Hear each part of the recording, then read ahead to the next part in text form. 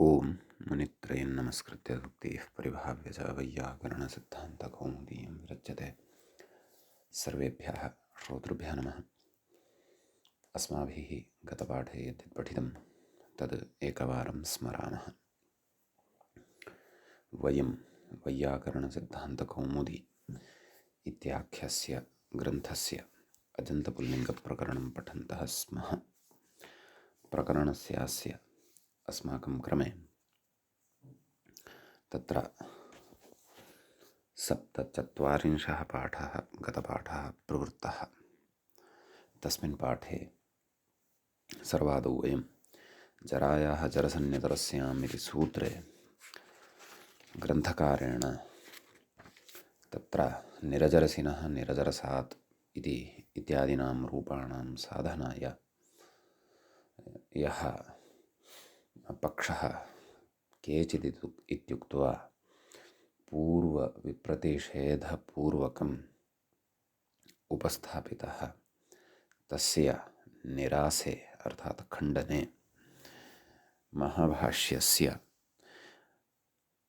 गोनर्दीयस्त्वाः अतिचरैः इत्येव भवितव्यं सन्निपातपरिभाषया इति वचनविरोधः अपि भवति। अतः अत्र परत्वादादौ जरसेव विधेयः इत्यत्र महाभाष्यस्य पर्याप्तानि प्रमाणानि तत्र वर्तन्ते। अतः तत्र आदौ इनादादेशौ अथवा इनादादयः आदेशाः न विधेयाः परत्वात् जरसेव विधेयः इति तत्र वृत्तिकृतः निरासः तत्र कृतः। तदनन्तरं तत्र पादशब्दविषये विशेषः कश्चन द्रष्टुम् इष्टः ग्रन्थकारेण, अतः तद्व्याजेन अग्रिमं सूत्रमेव तत्र उपस्थापितं। तच्च पद्दन्नो मासरन् नषसन् योषन् दोषन् यकञ्चकन्नुदन्नासन् च स्पृहृदिषु इति सूत्रम् अस्माभिः आरब्धम्। अस्य च सूत्रस्य तत्र अस्माभिः अर्थः दृष्टः यत् शसादिषु विभक्तिषु परतः तत्र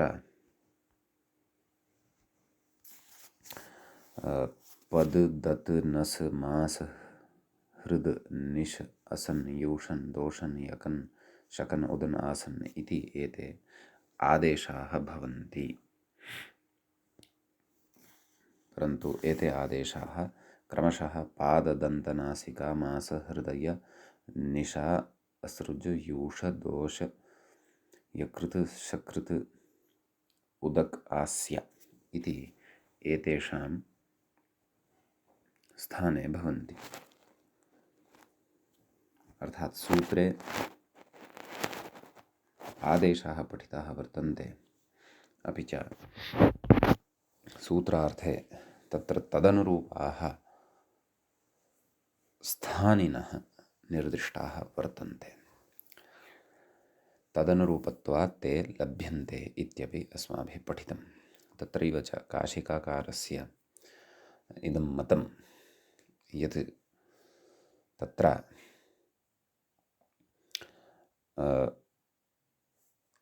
आसन इति अकारान्तः यः शब्दः तस्य स्थाने आसन् इति आदेशः भवति। तत्र विप्रतिपत्तिः प्रकटिता, तन्नास्ति तथा नास्ति, तत्तु प्रामादिकम् इत्येव साक्षात् उक्तं। वस्तुतः तत्र नाम आस्य इत्यस्य शब्दस्य स्थाने अयम् आसन् इति आदेशः वर्तते इति। तत्र व्याख्याता उदाहरणानि अपि दर्शितानि। हव्याजुह्वान आसनि, आसन्यं प्राणमोचुः इत्यादीनि उदाहरणानि अपि तत्र दर्शितानि। अत्र आसन् इति आदेशः यः जातः वर्तते नकारान्तः, तत्र आस्यार्थः एव विवक्षितः वर्तते। अतः तत्र आसन इति अकारान्तस्य भिन्नार्थे विद्यमानस्य स्थाने अयम् आसन् इति आदेशः न, अपि तु आस्य इत्यस्य स्थाने अयम् आदेशः भवति इति अपि तत्र उक्तम्।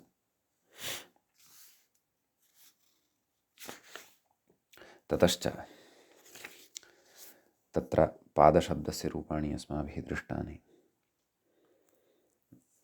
नाम शसादौ परतः विकल्पेन पद आदेशः यत्र भवति तत्र पदः, पदा, पदे, पद्भ्यां, पदः, पदः, पदि, एवं रीत्या तत्र तत्र विभक्तौ रूपाणि दृष्टानि। एवमेव द्विवचने बहुवचने अपि रूपाणि तत्र तत्र दृष्टानि। तदनन्तरं तत्र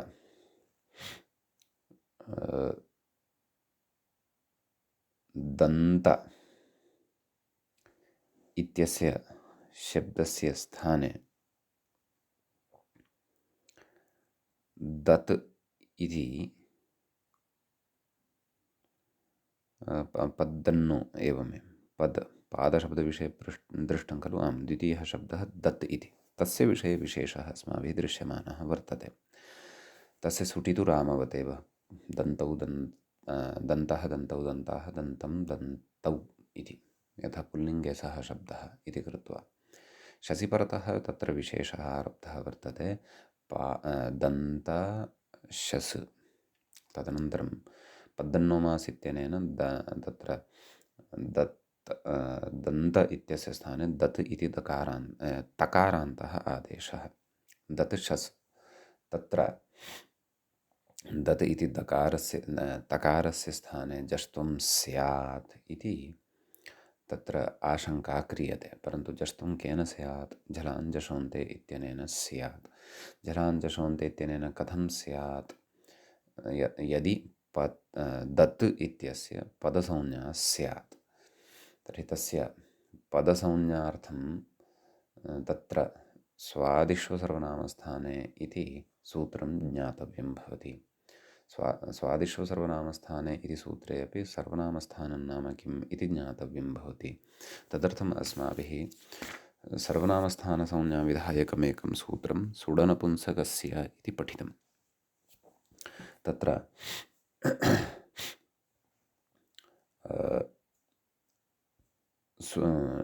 स्वादिपञ्चवचनानि सर्वनामस्थानसंज्ञकानि स्युः अक्लीपस्य इति तस्य अर्थः अस्माभिः दृष्टः विस्तरेण। तदनन्तरं तत्र सर्वनामस्थानं किं भवति इति ज्ञानात् परं स्वादिष्व सर्वनामस्थाने इति अस्य सूत्रस्य अस्माभिः आरम्भः तत्र कृतः। तस्य पदच्छेदः विग्रहादिकं च अस्माभिः दृष्टं।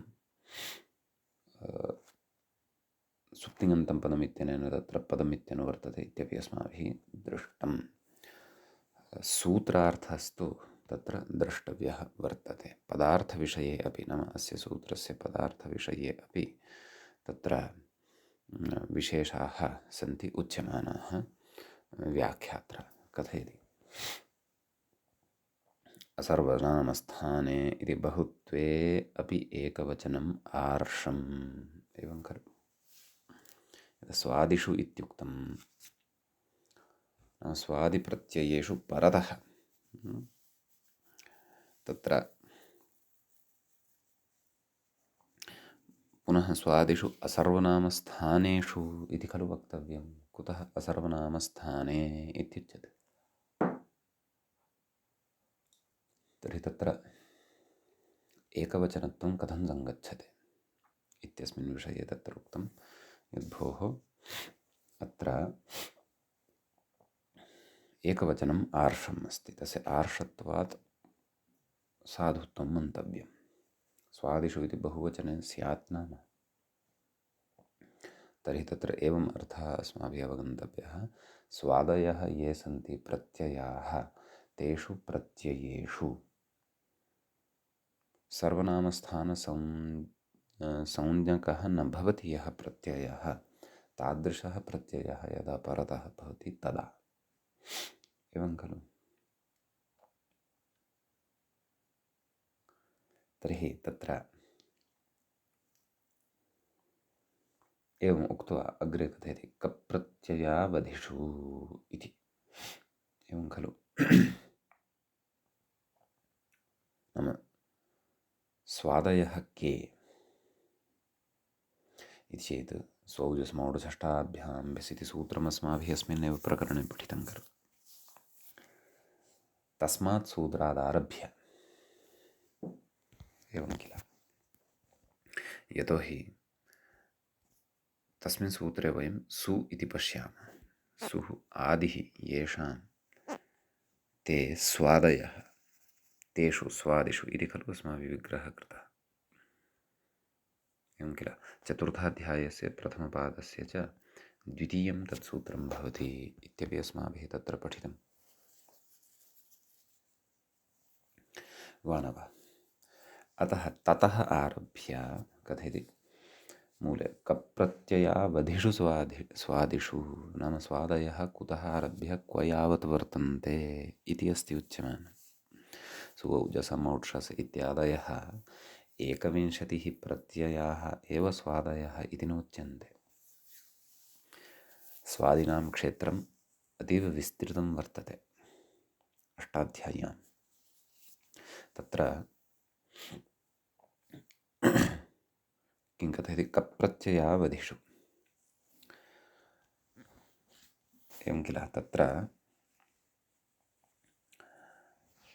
पञ्चमाध्यायस्य चतुर्थपादस्य तत्र सूत्रं भवति अन्ते गत्वा सर्वान्तेन तत्र 150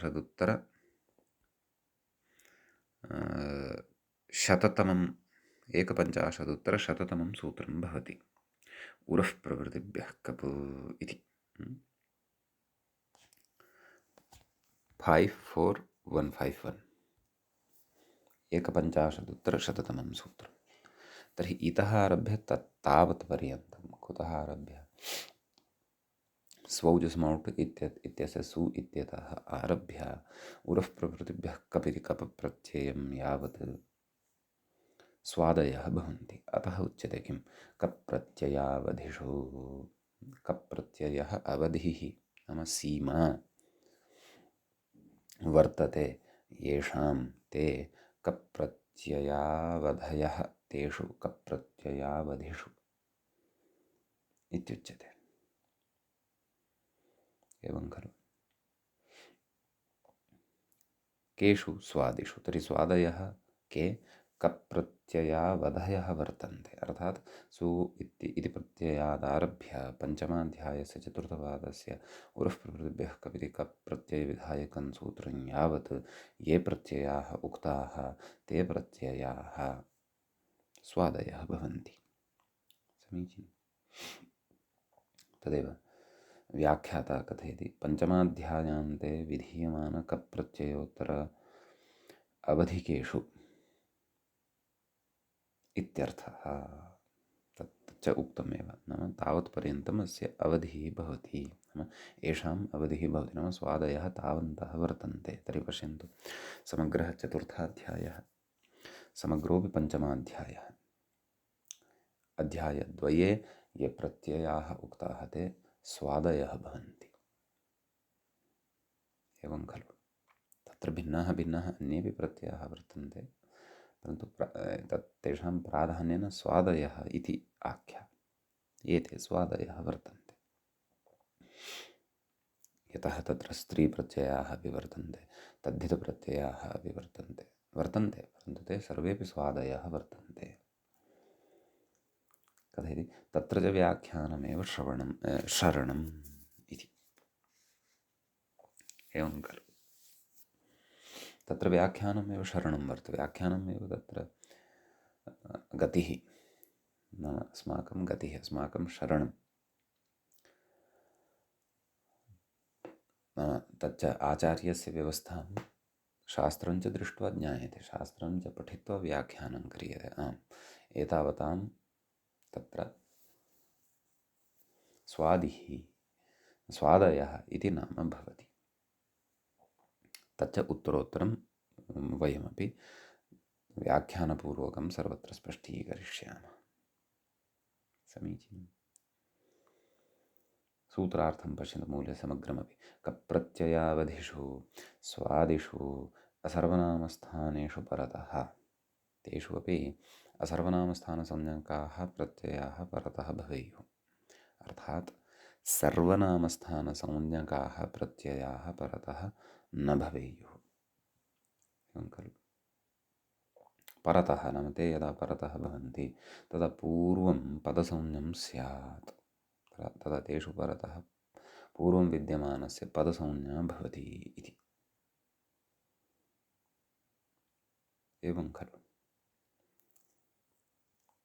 तदेव कथयति व्याख्याता। एवञ्च दत् अस् इत्यत्र दत् शब्दस्य सुबन्तत्वाभावेन पदत्वाभावे अपि नाम दत् शस् इत्यत्र दत् इत्यस्य सुबन्तत्वं नास्ति खलु, तस्य तु तकारान्तत्वं वर्तते। आं शससहितस्य सुबन्तत्वं वक्तुं शक्यते। शससहितं च यत् लप्स्यते दतः इति रूपं तन्न दत्। एवं खलु। शससहितं यद्रूपं तन्न दत्।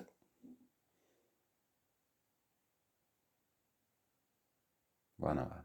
यत् दत् तन्न सुबन्तं तत्तु तकारान्तम्। अतः कथयति किं दत् अस् इत्यत्र दत् शब्दस्य सुबन्तत्वाभावेन नाम सुबन्तत्वं तस्य नास्ति। कस्य? दत् शब्दस्य। तस्य तु तकारान्तत्वं वर्तते। पदत्वाभावे अपि तर्हि पदत्वं तस्य नास्ति। सुप्तिगन्तं पदम् अनेन सूत्रेण पदत्वात् नाम स्वादिषु सर्वनामस्थाने इत्यनेन सूत्रेण तस्य पदत्वं भवति। यतः अस्य कृते तु सुप्रत्ययाः एव परतः अपेक्षिताः इति न खलु। एतेन तु उच्यते स्वादयः यदा परतः भवन्ति स्वादयश्च सुप्रत्ययाः एव इति तु नास्ति। पञ्चमाध्याय समाप्तिं यावत् तत्र पूर्वः प्रवृत्तिभ्यः कप् इत्येतावत्पर्यन्तं स्वादयः भवन्ति। तेषु एषः शस् अपि अस्ति। शस् अपि स्वादिरेव वर्तते। अतः अस्मिन् शसि परतः दत् इत्यस्य पदसंज्ञा भवति। शससहितस्य तु अस्ति एव सुप्तिगन्तं पदं, परन्तु एवमपि पदसंज्ञा तत्र तस्य स्वादिषु सर्वनामस्थाने इत्यनेन प्रातिपदिकमात्रस्य पदसंज्ञा तत्र भवति। एवं खलु। कथयति पदत्वात् झलाञ्जषोन्ते इति तकारस्य जष्ट्वं स्यात्। अधुना यदा पदत्वं लब्धमेव वा न वा? पदत्वं लब्धमेव इति कृत्वा तर्हि झलाञ्जषोन्ते इत्यनेन तत्र तकारस्य जष्ट्वं स्यात्। तकारस्य जष्ट्वं स्यात् इति आक्षेपः सूचितः। नाम एतत् सूत्रबोधनव्याजेन अथवा एतत् सूत्रोपस्थापनव्याजेन अयं तत्र आक्षेपः सूचितः वर्तते, तावदेव। एवं खलु। अग्रे उच्यते भसंज्ञया पदसंज्ञया अस्तु अस्याः पङ्क्तेः आरम्भात् पूर्वं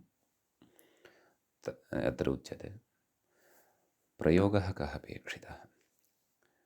तत्रादौ बुद्धिः कर्तव्या। इदानीं जष्ट्वयुक्तः प्रयोगः अपेक्षितः वा जष्ट्वरहितः प्रयोगः अपेक्षितः वा इति चेत् जष्ट्वरहितः एव प्रयोगः अपेक्षितः। दतः तकारयुक्तः एव प्रयोगः अपेक्षितः। जष्ट्वसहितः दकारयुक्तः प्रयोगस्तु नापेक्षितः। अन्यथा ददः इति अनिष्टं रूपं स्यात्। प्रयोगस्तु दतः इत्येव अपेक्षितः। सम्यक्। तर्हि पदसंज्ञाम् आश्रित्य झलाञ्जषोन्ते इत्यनेन पदसंज्ञा केन प्राप्ता? स्वादिषु सर्वनामस्थाने प्राप्ता न, जाता एव वर्तते।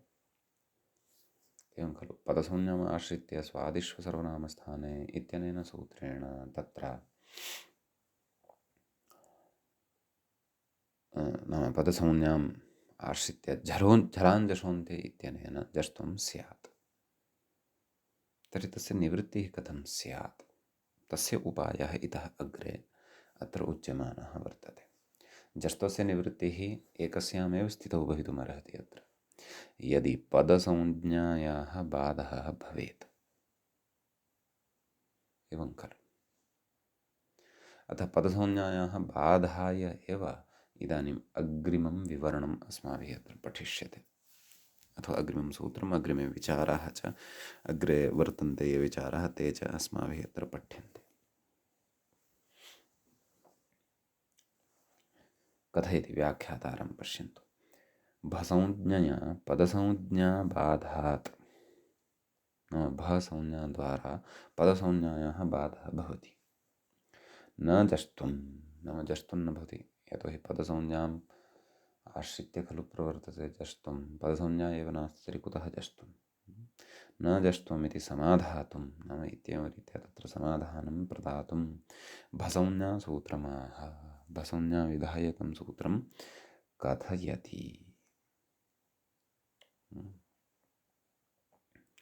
किमाह सूत्रं वर्तते एवं यचिभम् इति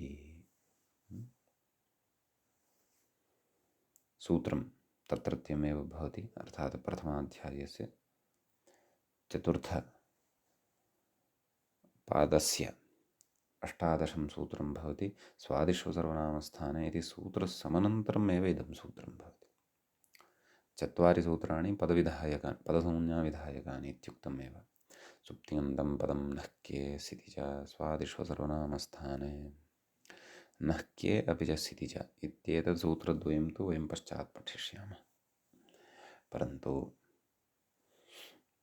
तत्र स्वादिष्व सर्वनामस्थाने इति पठितं, सुप्तिङन्तं पदं पूर्वं संज्ञाप्रकरणे पठितम्, एवं किल। अतः तत्र सर्वविधामपि पदसंज्ञाम् उक्त्वा चतुर्भिः सूत्रैः, वस्तुतः पदसंज्ञा तु एका एव, परन्तु सर्वविधैः अपि प्रकारैः पदसंज्ञा या भवति, तां पदसंज्ञां चतुर्भिः सूत्रैः उक्त्वा ततः परं पदसंज्ञायाः अपवादसंज्ञा भसंज्ञा अग्रे अत्र सूत्रकारेण आरभ्यते, यचिभम् इति। सूत्रे द्वे पदे स्तः, यचि इति एकं, भम् इति चापरम्। यचि इत्यत्र मूलशब्दः भवति यच्च इति, तस्य सप्तमी विभक्तेः एकवचने इदं भवति पदं, यचि इति पदं। भम् इति तु प्रथमान्तं, नाम भ इति शब्दः एव तत्र भवति, तस्य प्रथमा विभक्तेः एकवचने नपुंसकलिङ्गे भम् इत्येवं रीत्या व्यवहृतम्। समीचीनं। तत्र यचि इत्यस्य विग्रहं कृत्वा दर्शयति व्याख्याता। पश्यन्तु। यच अच् च इति समाहारः, यच अच्छेति एवमुक्तं खलु। इत्येवं रीत्या समाहारद्वन्द्वः तत्र वर्तते इत्यर्थः। सम्यक्।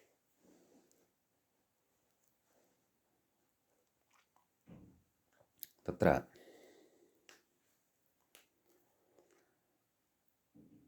समाहारद्वन्द्वे एकवचनं नपुंसकलिङ्गं च भवति इति वयं जानीमः। अतः यचि सप्तमी तत्र श्रूयते, एवं खलु। अतः तत्र तस्मिन् इति निर्दिष्टे पूर्वस्य इति एका परिभाषा उपस्थिता भविष्यति, एवं खलु। नाम यकारे परतः अचि च परतः, तत्र अग्रे कथयति स्वादिषु सर्वनामस्थाने इत्यनुवृत्तं यचि इत्यनेन विशेष्यते। स्वादिषु सर्वनामस्थाने इति सूत्रमत्र अनुवर्तते, तच्च यचि इत्यनेन विशेष्यते, एवं खलु। कथयति यस्मिन् विधिः इति तदादिविधिः यस्मिन् विधिस्तदादावल्ग्रहणे इति खलु पूर्वं पठितम् अस्माभिः। तेन प्रकृते तदादिविधिः भवति। कः अर्थः आयाति? यकारादौ प्रत्यये परतः, अपि च अजादौ प्रत्यये परतः, अच नाम तत्र अच प्रत्याहारः, स्वराः विवक्षिताः, तादृशे प्रत्यये परतः तेषु अपि नाम सोऽपि प्रत्ययः कीदृशः? स्वादिषु अन्तर्भावः तस्य भवेत्। अपि च सर्वनामस्थानसंज्ञा भिन्नः सः शब्दः स्यात्। यतः स्वादिषु सर्वनामस्थाने इति सूत्रमत्र समग्रम् अनुवर्तते। अतः एवं खलु तदाह यकारादिषु इत्यादिना इति मूले इदानीं सूत्रार्थं पश्यामः। किं कथयति? यकारादिषु अजादिषु च एतादृशः अर्थः कुतः आगतः? तदादिविधिद्वारा। विशेष्य विशेषणभावे सत्यपि तदन्तविधिः अत्र न प्रवृत्तः सप्तम्याः श्रवणात् यचि इति।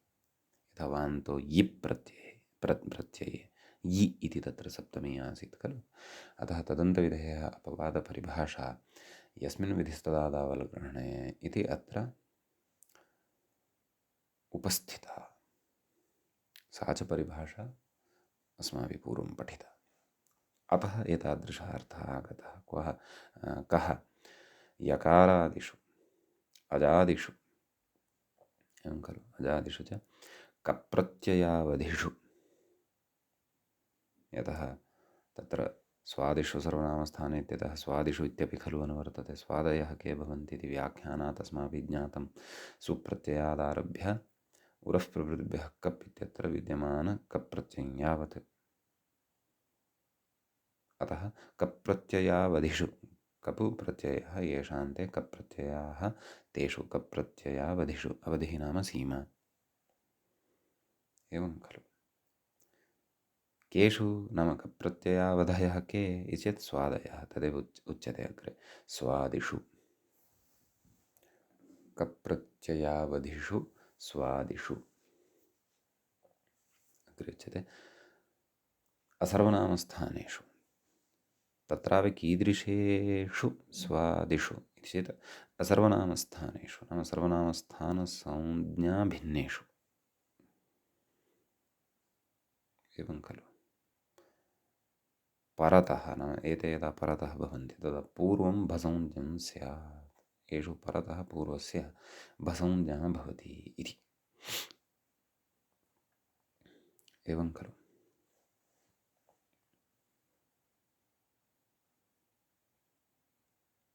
तर्हि पश्यन्तु अत्र सर्वम् अस्ति खलु। दत् शस् एकैकमपि पदम् अत्र चरितार्थी कुर्वन्तु सूत्रार्थस्य। किम् अयं शसः यः अस् अवशिष्टः अस्ति सः यकारादिः अस्ति? नास्ति। अस्तु, यकारादिः नास्ति तर्हि अन्यत्तु अस्ति किल, अजादिस्तु अस्ति खलु। सत्यम्, अजादिः अस्ति। स्वादिः अस्ति इति चेत् सत्यं, स्वादिषु अन्तर्भवति। असर्वनामस्थानसंज्ञकः अस्ति इति चेत् अस्ति। सर्वनामस्थानसंज्ञकास्तु पञ्च एव, अयं तु तेषु पञ्चसु नान्तर्भवति, अयं तु षष्ठः। अतः तदपि अस्ति। तस्मिन् परतः पूर्वं किम् अस्ति? दत् इति शब्दः वर्तते, तकारान्तः। दत् इति यद्वर्तते नाम पूर्वं यद्वर्तते तद्भसौन्यं स्यात्। तर्हि दत् इति शब्दस्वरूपं यद्वर्तते, यस्मात् शस् इति प्रत्ययः विहितः वर्तते, तस्य भसौन्या भवति। एवं खलु।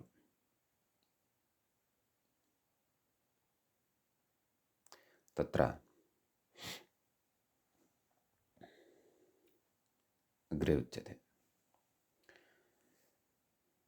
एवञ्च दत् अस् इत्यत्र दत् इत्यस्य भसंज्ञया पदसंज्ञा बाधान्नजस्त्वमिति भावः। एषा भसंज्ञा पदसंज्ञायाः अपवादः भवति इति उक्तमेव खलु। अपवादभूता एषा संज्ञा भवति इत्युक्तं खलु, अथवा बाधिका भवति इत्युक्तं खलु। अतः जलान् क्षन्तव्यः। स्वादिषु सर्वनामस्थाने इत्यनेन या पदसंज्ञा अत्र प्राप्ता भवति तस्याः पदसंज्ञायाः यचिभम् इत्यनेन सूत्रेण बाधः उच्यते। अतः अधुना पदसंज्ञा नास्ति, भसंज्ञा अस्ति। पदसंज्ञायाः अभावे पदसंज्ञाम् आश्रित्य झलान् जषन्ते इत्यनेन यज्जस्त्वकार्यमत्र प्राप्यमाणमासीत् अथवा यज्जस्त्वं प्राप्यमाणमासीत् तज्जस्त्वम् अधुना न भवति। अतः दत् अस् दतस् सस्य ऋत्वे विसर्गे सति दतः इत्येव तत्र रूपं भवति इति भावः। मूले अपि तद् प्रदत्तं वर्तते। भवन्तः पश्यन्ति चेत् अग्रिमसूत्रानन्तरं तत् पठितं वर्तते दतः इति। यद्यपि तत्र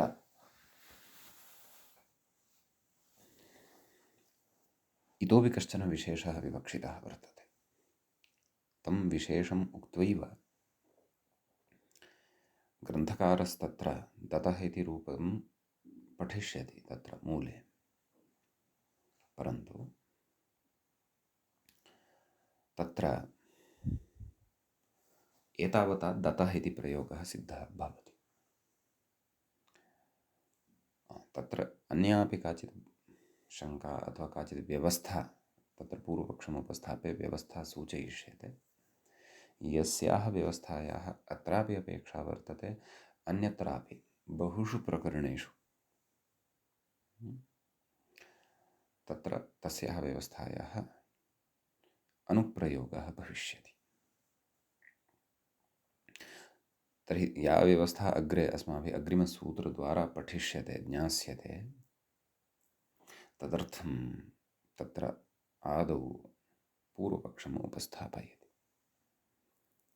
कथयति अग्रे व्याख्याता, ननु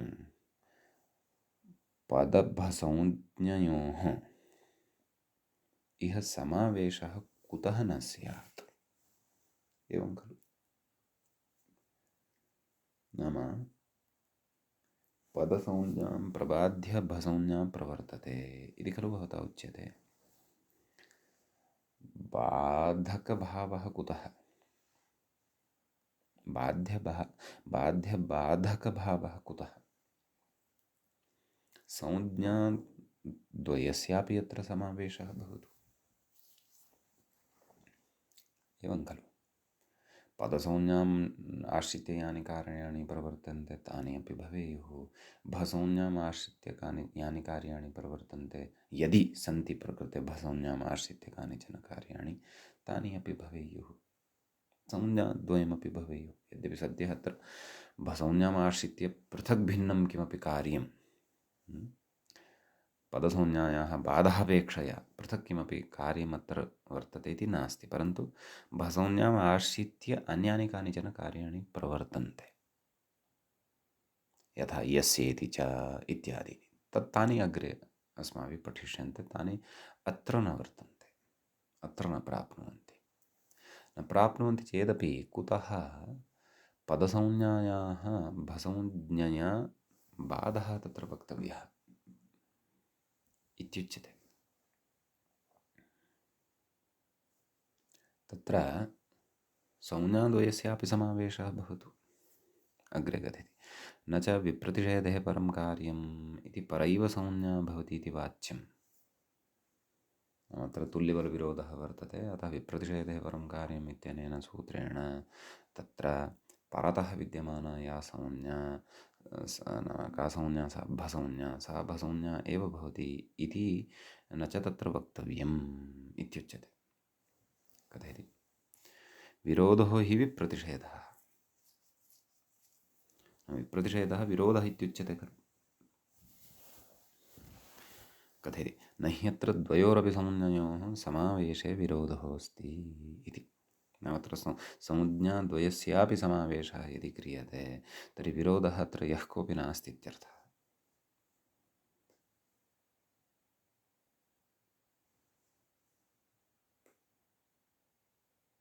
एवं खलु।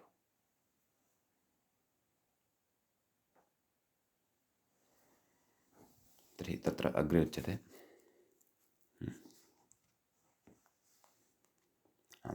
तर्हि नाम एतावता अस्माभिः किं ज्ञायते, यदि विरोधः एव नास्ति तर्हि संज्ञाद्वयस्य समावेशः भवतु इति पूर्वपक्षिणा उक्तं वर्तते, परन्तु तथा नापेक्षितं।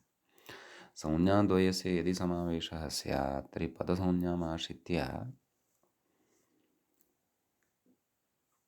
जष्ट्वं स्यात्। दत् अस् इत्यत्र दत् इत्यत्र तकारस्य दकारः स्यात्, दद् अस् ददः इति अनिष्टं रूपं स्यात्। यदि संज्ञाद्वयस्यापि समावेशः स्यात्, बाध्यबाधकभाव एव यदि न स्यात् तर्हि समीचीनम्। अग्रे उच्यते तव्यत्तव्यानीयरादौ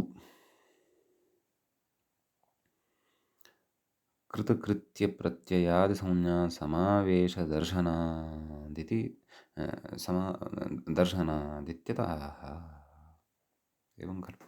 तत्र अग्रे तव्यत्तव्यानीयरः इति एवं खलु। तत्र यथा भवति, तत्र कृतसंज्ञा अपि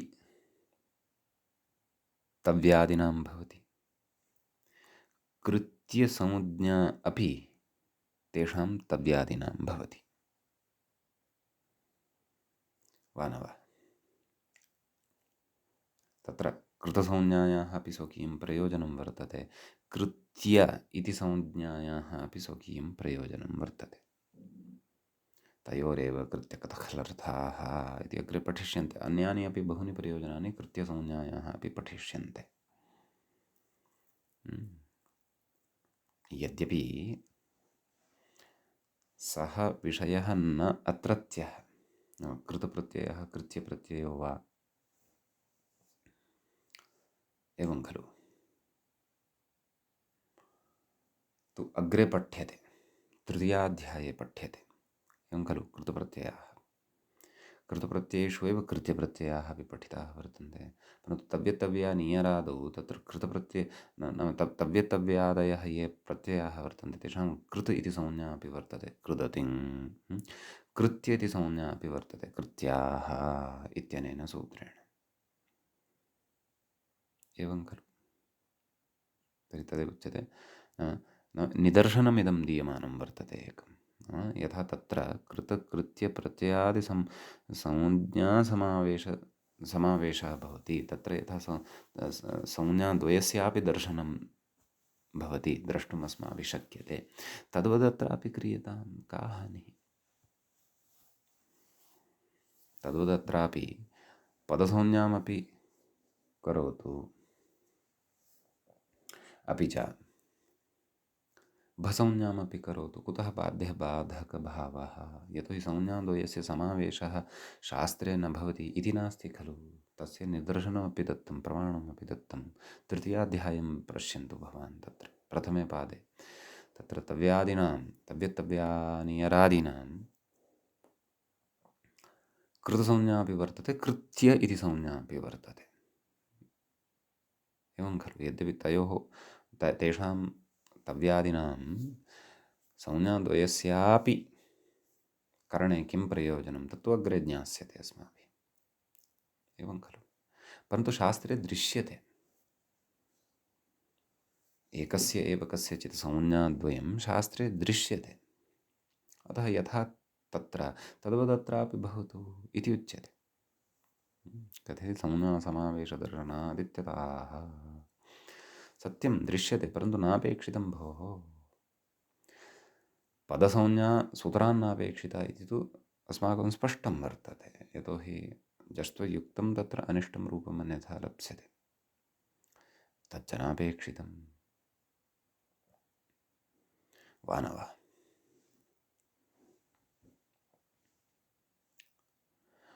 तर्हि तदेव इत्यत आह नाम उपायं कथयन्नस्ति इदानीम् अग्रे। आह किमाह?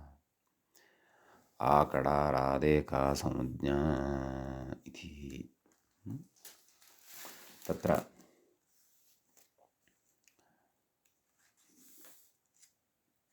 प्रकृते नाम प्रकृतस्थले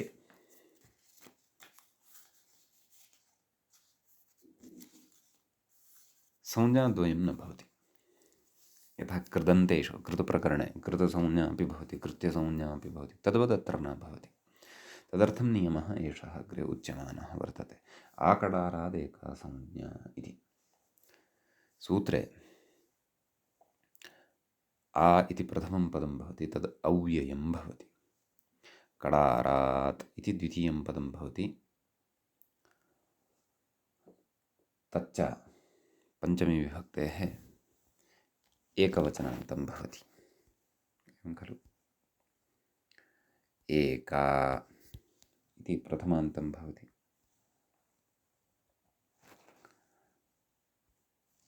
एवं किल? संज्ञा इत्यपि प्रथमाविभक्तेः एकवचनान्तमेव भवति। समीचीनम्।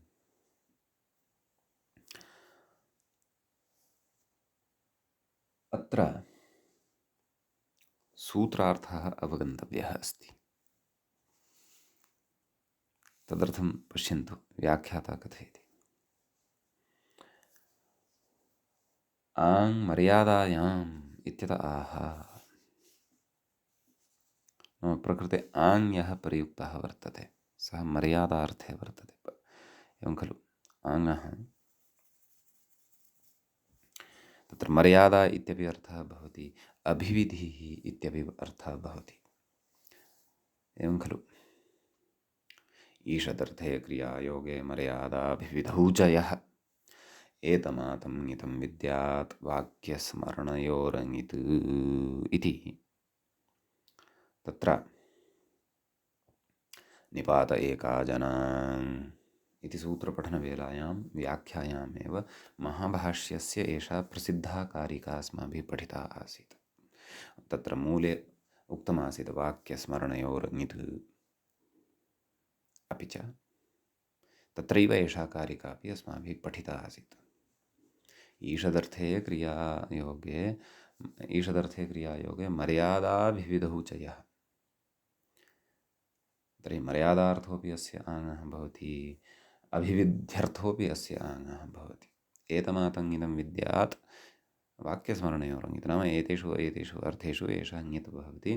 वाक्यस्मरणयोः अर्थयोस्तु एषः अङित् भवति। तत्र यद्यपि ङिदङिद्विचारः, परन्तु प्रकृते तु अपेक्षानुसारं तस्य अर्थकथनं वर्तते। अर्थात् आङ्ः एतावन्तः अर्थाः भवन्ति इति अस्माभिः पूर्वं पठितं वर्तते।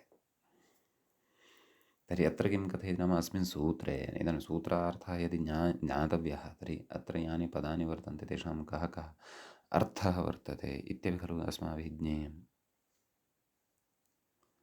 तर्हि तत्र उच्यते नाम अस्मिन् सूत्रे आङ् यः प्रयुक्तः वर्तते सः आङ् मर्यादायां वर्तते। मर्यादायाम् अयमाङ् प्रयुक्तः वर्तते। एवं खलु? तर्हि तत्र आदौ मर्यादा का अभिविधिः का इत्यनयोः अत्रैव भेदः ईषत् स्पष्टः कर्तव्यः। तेन विना इति मर्यादा भवति, तेन सह इति अभिविधिः भवति। एवं किल? यथा अहं देहल्याम् उपविश्य कथयामि आवृन्दावनात्, यथा अत्र अस्ति आकडारात्, तर्हि तत्र आङ्ः यदि मर्यादार्थः स्वीकृतः तर्हि वृन्दावनात् पूर्वं नाम वृन्दावनं तस्मिन् न स्वीकरिष्यते। तस्मिन् अवधौ तस्यां सीमायाम् अथवा तस्मिन् सीम्नि तत्र वृन्दावनं न स्वीकरिष्यते। परन्तु देहलीतः आरभ्य वृन्दावनात् पूर्वं यावान् भागः तावान् अवधिः तत्र स्वीकरिष्यते। एवं खलु। अतः तेन विना इति मर्यादायां नाम मर्यादा इत्यस्य अर्थः भवति। तेन सह इति अभिविधिः भवति। यथा आवृन्दावनात्, तत्र वृन्दावनमपि तस्मिन् अन्तर्भविष्यति, नाम वृन्दावनेन सह तत्र अवधेः ग्रहणं भविष्यति। एवं खलु। तर्हि तदेव अत्र कथयन्नस्ति, नाम आङ् इति मर्यादायां, तर्हि आ कडारात् इति, तत्र कडाराः कर्मधारये इति सूत्रं वर्तते।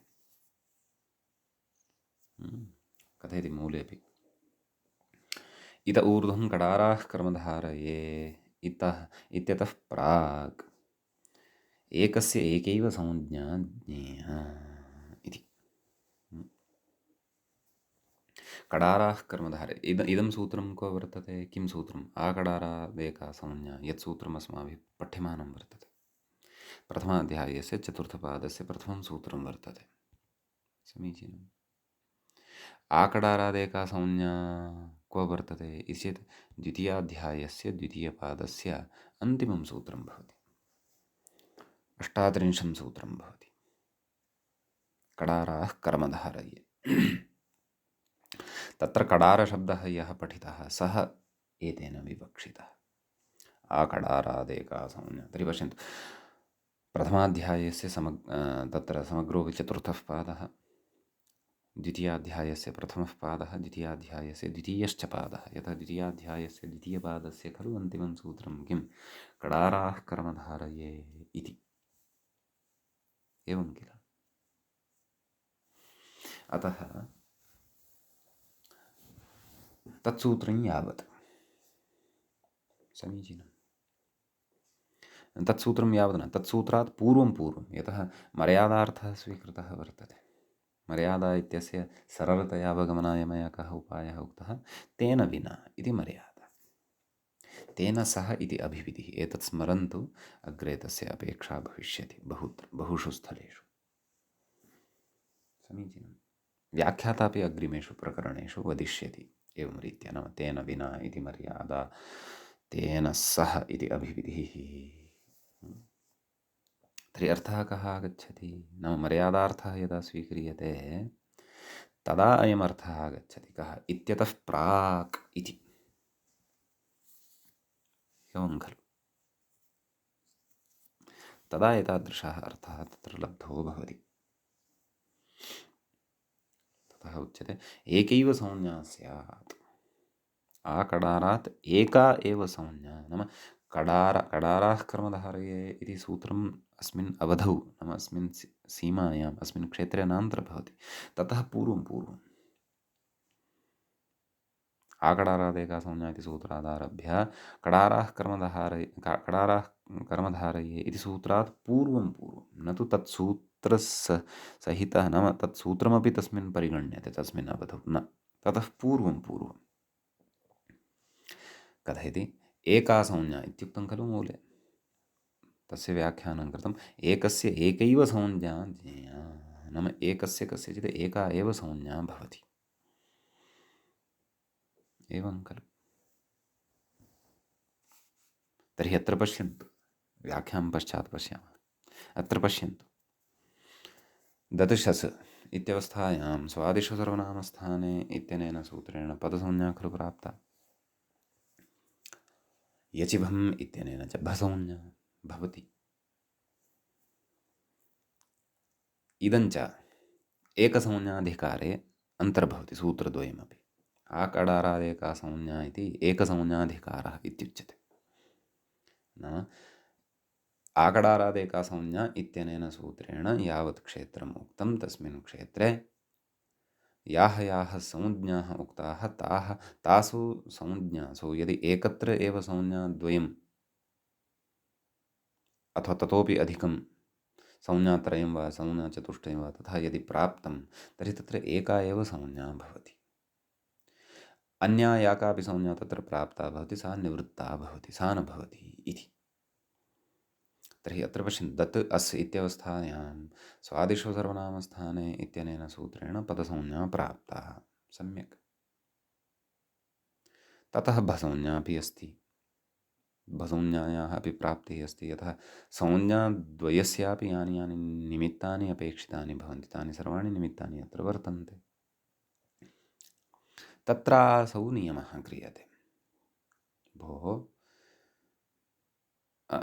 नियमः क्रियते, परन्तु इदं संज्ञाद्वयमपि एकसंज्ञाधिकारे वर्तते। आकडारादेकसंज्ञा इत्यतः प्रथमाध्यायस्य चतुर्थपादस्य प्रथमसूत्रात् आरभ्य खलु अयं नियमः क्रियते। कडाराः क्रमधारे इत्यतः पूर्वं तस्मिन्नेव पादे, नाम प्रथमाध्यायस्य चतुर्थे एव पादे यत्र आकडारादेका संज्ञा इति सूत्रं पठितं, तत्रैव स्वादिष्व सर्वनामस्थाने यचिभम् इति सूत्रद्वयमपि वर्तते किल, वा न वा? अतः तत्रैव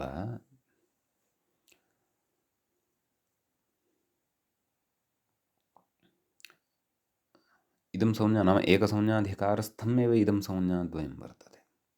अतः आकडारादेका संज्ञा नाम एका एव संज्ञा भवति। एवं खलु, एकस्य एका एव संज्ञा भवति, नाम दत् इत्यस्य एकस्य एका एव संज्ञा भवति। नाम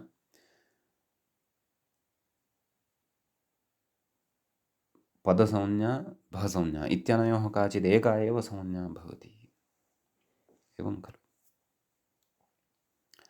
तर्हि तत्र जिज्ञासा तु इतोपि अस्माकं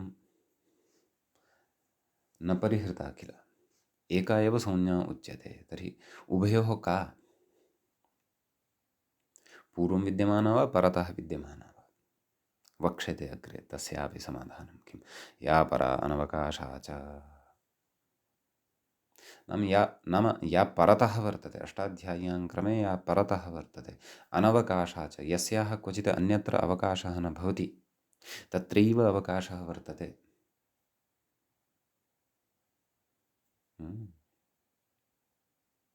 सा संज्ञा भवति। तर्हि सद्यः अत्र परतः का संज्ञा वर्तते? पश्यन्तु, अष्टाध्यायीक्रमे पूर्वं पदसंज्ञा भवति, यथा सप्तदशं सूत्रं स्वादिषु सर्वनामस्थाने परतः भसंज्ञा भवति, यतोहि अष्टादशं सूत्रं यचिभम् इति, वा न वा? अतः पदसंज्ञा अत्र न भवति, भसंज्ञा एव अत्र भवति, आकडारादेका संज्ञा इति नियमेन। एवं खलु। तर्हि भसंज्ञा एव भवति। पदसंज्ञा नास्ति इति कृत्वा झलाञ्जषोन्दित्यपि न प्रवर्तते, भसंज्ञा एव भवति।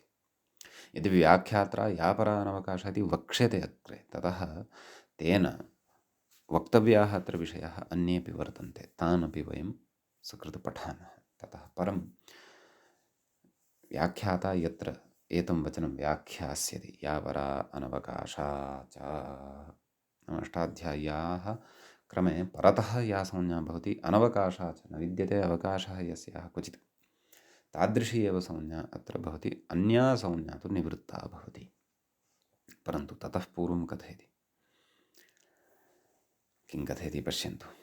आङ् इह नाभिविधौ, पूर्वमुक्तं खलु, आङ् मर्यादायामिह, मर्यादार्थे मर्यादायाः च अर्थः उक्तः तेन विना। एवं खलु। अभिविधिः इत्यस्य च अर्थः उक्तः तेन सह।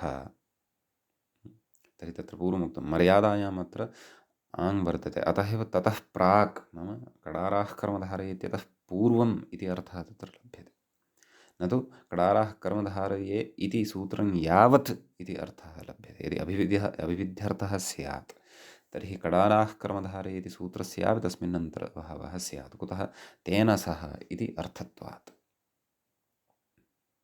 ततः सूत्रार्थः इत्यतः प्राक् इति नोच्येत, परन्तु कडाराः कर्मधारये इति यावत् इति उच्येत, नाम तस्यापि तस्मिन् अन्तर्भावः स्यात्। परन्तु आङ् अत्र मर्यादायामेव वर्तते, अर्थात् तेन विना इत्येव अर्थः स्वीकर्तव्यः। कडाराः कर्मधारये इति सूत्रं तत्र नान्तर्भवति। ततः पूर्वं यावन्ति सूत्राणि वर्तन्ते तावन्ति एव अत्र अन्तर्भवन्ति। कुतः? मर्यादार्थ एव अत्र वर्तते, अभिविध्यर्थः नास्ति। अर्थात् तेन सह, अर्थात् कराराः कर्मधारयः इति सूत्रेण सह, नाम इति सूत्रं यावत् इति अर्थः तत्र न भवति। कुतः? नाम अभिविध्यर्थकः अत्र आङ् न स्वीक्रियते इति कुतः? एवं खलु? अपि च एतादृश आङ् योगे पञ्चमी विभक्तिः भवति, तदपि अस्माभिः अग्रे पठिष्यते कारकेषु। एवं खलु? तर्हि प्रकृते कः विषयः प्रवर्तते? नाम अभिविध्यर्थः कुतः न स्वीक्रियते? नाम कुतः कडाराः कर्मधारये इत्यस्य सूत्रस्यापि एकसंज्ञाधिकारे अन्तर्भावः न क्रियते इति चेत् तत्र उच्यते कडारशब्दस्यापि प्रवेशे प्रयोजनाभावात् इति।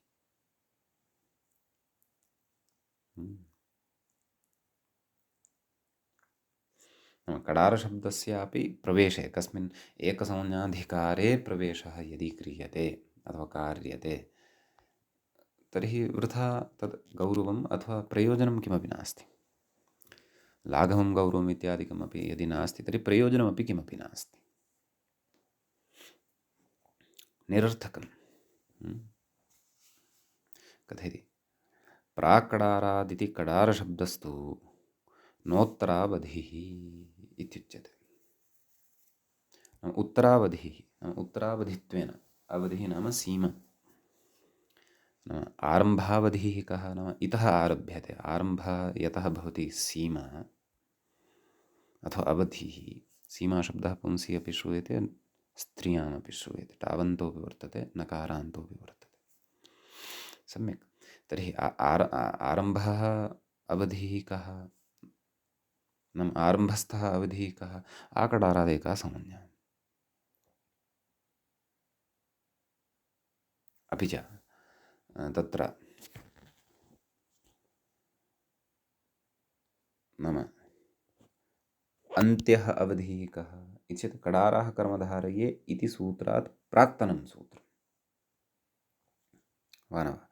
द्वितीयाध्यायस्य द्वितीयपादस्य तत्र 38 सूत्रमिदं किं?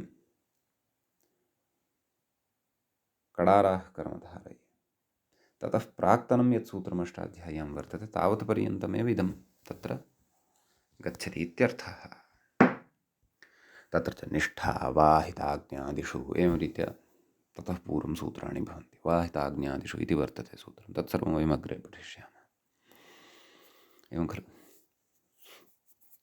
कथयति इदं तु उक्तं खलु प्राक्कडारादिति कडारशब्दस्तु नोत्तरावधिः।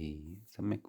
कथयति कडाराः कर्मधारये इति कडारशब्दस्य उत्तरावधित्वे अधिकलाभः। एवं खलु? नाम कडारः कर्मधारये इत्यत्र कडारशब्दः अपि उत्तरावधित्वे स्वीक्रियेत तर्हि अधिकलाभः भवति। अधिकलाभः नाम प्राप्तिः, अधिका प्राप्तिः भवति। अपि च निष्प्रयोजिका सा प्राप्तिः, प्रयोजनं किमपि नास्ति। एवं खलु? इति एकं कारणम्। अपि च अग्रे कथयति प्राक्कडारादित्युत्तरं तत्पुरुषः द्विगुश्चेति चकाराच्च इति।